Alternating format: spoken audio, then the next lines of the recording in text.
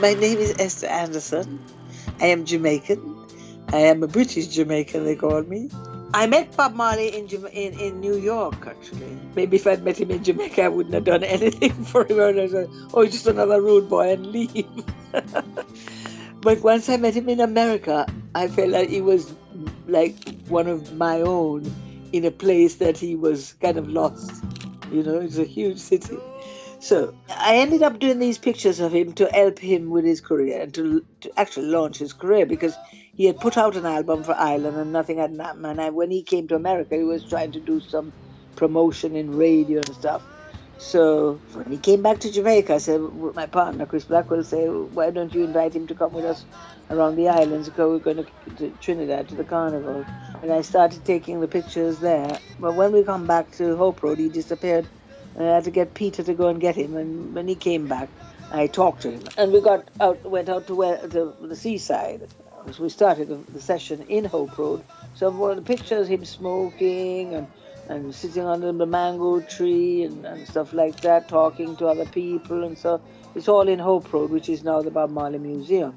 But all the pictures that you all seem to like is him running on the beach. That was all work. We didn't go to the beach to go to the beach, if you know what I mean. He's to use the beach and the location, and a man who I found very interesting, because I wanted Bob to go that way, to really, these are the people that he was going to help. You know, because Bob was like a Kingstonian fella. You see him running in his shoes on the beach. It's very strange. I like the one of him with his arms crossed like a Buddhist. It's a spiritual picture, I think, you know, and him wearing his covenant, as he calls it, on his head. And I liked it. I always tell him, carry your covenant with you. Because he's the one that told me he called a covenant.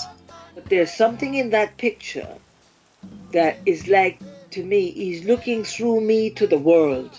But I personally didn't know who he was when I met him. I think that because it's not the first time I'd photographed, I started photographing him in around the islands, in Trinidad, in Haiti, and St. Martin, and Tobago, and places like that. And so he was accustomed to me in the camera, and he trusted me. You can see that. But, you know, I always feel within him, he's very sweet with me, and he smiles. There's stuff in Hope Road, the way he looks at me and the way he smiles at me, is that he's very sweet anyway. Bob Marley to me was just a young you from Jamaica, was like, you know, one of my little brothers, and in a way he bloody seduced me.